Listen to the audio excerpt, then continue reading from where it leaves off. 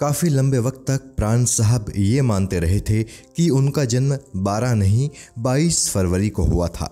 दरअसल उनकी बुआ ने उनसे एक दफ़ा कहा था कि तुम्हारा जन्म फरवरी के तीसरे सप्ताह में हुआ था, इसलिए प्राण साहब ने अपने जन्म की तारीख 22 फरवरी ही मान ली थी।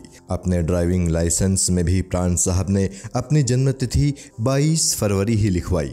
लेकिन एक दिन प्राण साहब को बल्ली मारान में म्यूनिसिपालिटी के कर्मचारी रह चुके एक बुजुर्ग का खत मिला। उस बुजुर्ग ने प्राण साहब को लिखे उस खत में लिखा था कि उसके पास सबूत है कि प्राण साहब की जन्म तिथि 22 फरवरी नहीं 12 फरवरी है। और आखिरकार एक दिन उसने प्राण साहब को इस बात का सबूत दे ही दिया कि उनका जन्म 12 फरवरी है, ना कि 22 फरवरी। और इस तरह प्राण साहब के जन्म की तारीख को लेकर चल रही गलतफहमी दूर हुई। लेकिन प्राण साहब की जिंदगी का सफर अभी बस शुरू हुआ है। इस सफर में साथ बने रहिए। प्राण साहब की जिंदगी की कहानी किसी फिल्म की तरह आपके सामने तैर जाएगी। हेलो सलाम राम राम, मेरा नाम है निज़ाम और आप देख रहे हैं एंड प्राण। और यहाँ आपको ये बताना ज़रूरी है कि एंड प्राण सीरीज़ के 2 एपिसोड पहले ही आ चुके हैं, और अगर आपने वो नहीं देखे हैं तो आपको पहले वो देखने चाहिए ताकि आप प्राण साहब की कहानी को अच्छी तरह से समझ सकें। चलिए आज का एपिसोड शुरू करते हैं। प्राण कृष्ण सिकंद का जन्म दिल्ली के बल्ली मारान इलाके में रहने वाले एक रईस परिवार में हुआ था। इनके पिता का नाम लाला केवल कृष्ण सिकंद और माता का नाम रामेश्वरी था। ये 7 भाई बहन थे, 3 बहनें और 4 भाई। प्राण साहब से छोटे इनके एक भाई कृपाल कृष्ण थे, बाकी सभी भाई बहन इनसे बड़े ही थे। मूल रूप से प्राण साहब के पिता केवल कृष्ण पंजाब के रहने वाले थे और जमींदार परिवार से संबंधित थे। उनके गांव का नाम था भारोवल, जो पंजाब के होशियारपुर शहर के पास मौजूद था। बचपन में अपने पिता के साथ प्राण साहब अपने गाँव जाते रहते थे। प्राण साहब के पिता केवल कृष्ण एक सिविल इंजीनियर थे और वो एक बड़े सरकारी ठेकेदार हुआ करते थे। और चूंकि उनका काम बहुत अच्छा था तो किसी चीज की कोई परेशानी परिवार को कभी नहीं रही थी। लाला केवल कृष्ण को अक्सर पुलों और सड़कों के निर्माण के लिए देश के अलग अलग शहरों में जाना पड़ता था।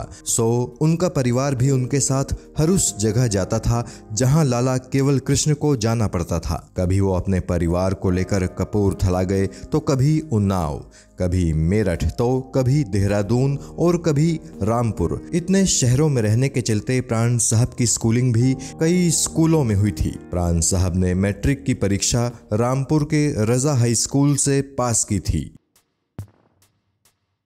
देश के अलग अलग हिस्सों में जिंदगी गुजारने की वजह से जहां एक तरफ प्राण साहब का परिवार जीवन में स्थिरता की कमी महसूस करता था, तो वहीं इस अस्थिरता का प्राण साहब को एक बड़ा फायदा हुआ। दरअसल छोटी उम्र में ही उन्होंने अलग अलग तरह के लोगों को देखा, उनके बोलने चालने के अंदाज को देखा, जो कि उनके अवचेतन मन यानी कि सबकॉन्शियस माइंड में फिट हो गई। और जब प्राण साहब अभिनय की दुनिया में आए तो ये सारी चीज़ें उनके बड़े काम आई। वैसे प्राण साहब के बचपन का एक बड़ा ही मज़ेदार किस्सा है, चलिए पहले वो जान लेते हैं। दूसरे बच्चों की ही तरह बचपन में प्राण साहब भी काफ़ी शरारती थे। ये किस्सा उस दौर का है जब प्राण साहब का परिवार उन्नाव में रहा करता था। प्राण साहब उन्नाव के एक स्कूल में पढ़ते थे। उन्हें हर चीज़ को देखने और जानने का बड़ा शौक था, और जब कभी उन्हें मौका मिलता था तो वो किसी न किसी चीज़ में अपनी टांग ज़रूर अड़ाते थे। प्राण साहब के पिता लाला केवल कृष्ण सिकंद जी के पास एक कार हुआ करती थी। वो जब भी कहीं आते जाते थे तो अपनी उस गाड़ी से ही आते जाते थे। नन्हे प्राण को अपने पिता को गाड़ी स्टार्ट करना और चलाते देखने में बड़ा मजा आता था। एक दिन लाला केवल कृष्ण दोपहर का भोजन करने अपने घर आए। बाहर खाली गाड़ी देखकर प्राण साहब ने वो गाड़ी स्टार्ट कर ली और चलाने लगे। फिर कुछ ही देर बाद प्राण घबराते हुए घर आए और हकलाते हुए गाड़ी गाड़ी कहने लगे। उनके पिता चिल्लाते हुए बोले, हकला क्यों रहे हो, क्या बात है? पिता के चिल्लाने से प्राण और ज्यादा डर गए और रोने लगे। तब उनकी मां ने उनसे बात की और प्राण साहब ने मां को बताया कि गाड़ी तालाब में गिर गई है। बरसों बाद एक इंटरव्यू में इस घटना के बारे में बात करते हुए प्राण ने बताया था, मैंने बाबूजी को गाड़ी स्टार्ट करते तो देखा था, मगर दाहिने या बाएं मोड़ते हुए या रोकते हुए नहीं देखा था। इसीलिए जब मैंने देखा कि सामने तालाब है तो मैं गाड़ी का दरवाज़ा खोलकर कूद गया और अपनी जान बचा ली, लेकिन गाड़ी तालाब में गिर गई। तो ये तो आप जान गए कि प्राण साहब बचपन से ही कितने एडवेंचरस नेचर के थे और जाहिर है उनका यही एडवेंचरस नेचर एक्टर बनने के बाद उनके बहुत काम आया। लेकिन प्राण साहब ने एक्टर बनने के बारे में ख्वाब में भी नहीं सोचा था। वो तो स्टिल फोटोग्राफी में एक्सपर्ट बनना चाहते थे और प्राण साहब स्टिल फोटोग्राफी के फील्ड में उतरे भी। लेकिन प्राण साहब स्टिल फोटोग्राफी के इस फील्ड में आए कैसे थे, ये कहानी भी जान लेते हैं। चूंकि प्राण साहब को कई दफ़ा अपना स्कूल बदलना पड़ा था तो पढ़ाई में उनकी बहुत ज़्यादा दिलचस्पी नहीं रह गई थी। प्राण साहब ने हाई स्कूल तक की पढ़ाई उर्दू मीडियम से पास की और यही वजह है कि प्राण साहब को उर्दू शायरी से हमेशा लगाव रहा था।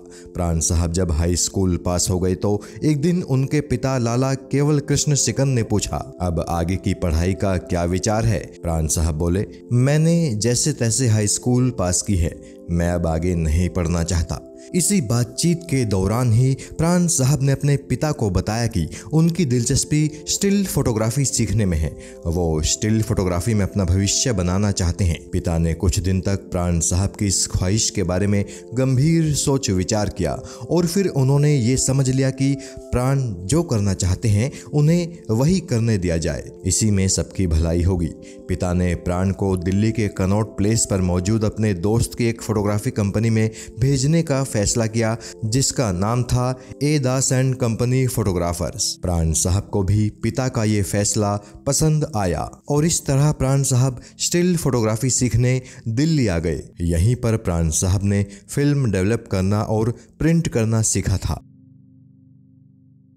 ये सारा घटनाक्रम उस दौर का है जब भारत पर अंग्रेजों का राज हुआ करता था, यानी 1930 के दशक के बीच के और आखिरी सालों का। और चूंकि अंग्रेज उत्तर भारत की झुलसा देने वाली गर्मियां झेल नहीं पाते थे तो वो हर साल शिमला चले जाया करते थे।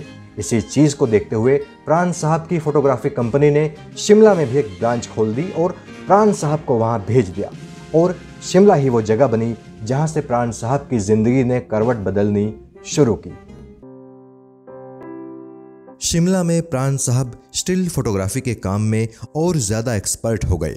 उन्होंने फोटोग्राफी के धंधे की कई बारीकियां सीख ली थी और शिमला में ही इत्तेफाकन एक दफ़ा प्राण साहब ने रामलीला में सीता का किरदार निभाया था। कहना चाहिए कि वो पहला मौका था जब प्राण साहब ने अभिनय किया था। उस रामलीला में राम का किरदार निभाया था मदन पुरी ने, जो खुद भी आगे चलकर नामी एक्टर बने थे। प्राण ने यूं ही मजाक मजाक में रामलीला में सीता का किरदार निभाया था, लेकिन किसी को नहीं पता था कि प्राण की किस्मत इस वक्त मजाक के मूड में नहीं है। उनकी किस्मत उन्हें अभिनय की चमकीली दुनिया की तरफ धीमे धीमे ही सही लेकिन लेकर चल दी है। प्राण साहब दिल्ली की जिस फोटोग्राफी कंपनी से जुड़कर शिमला आए थे वो अब लाहौर में अपनी एक ब्रांच खोलने जा रही थी। उस जमाने में लाहौर भारत में फिल्म निर्माण का एक बहुत बड़ा केंद्र था। कंपनी ने प्राण को ही लाहौर के ऑफिस में भेजा। इस दफा प्राण साहब को तनख्वाह भी दी जाने लगी। कुछ ही वक्त बाद प्राण साहब ए दास एंड कंपनी के लाहौर ऑफिस के इंचार्ज बन गए और उस वक्त उनकी उम्र महज 19 साल थी। जैसा कि एन प्राण सीरीज के दूसरे एपिसोड में मैंने आपको बताया था कि लाहौर में ही पहली दफा प्राण साहब को फिल्मों में काम करने का ऑफर मिला था, लेकिन प्राण साहब का फिल्मी सफर आगे कैसे बढ़ा था ये कहानी जानेंगे हम इस सीरीज के अगले एपिसोड में। इसलिए अगर किस्सा टीवी को आपने अब तक सब्सक्राइब नहीं किया है तो अब कर लीजिए और बेल आइकन को भी हल्के से दबाइए, क्योंकि किस्सा टीवी पर सिनेमा और सिने कलाकारों से जुड़ी दिलचस्प और दुर्लभ जानकारियों के वीडियोस लगातार अपलोड होते रहते हैं। फिलहाल आपसे लेता हूं इजाजत। मैं निजाम। सलाम। राम राम।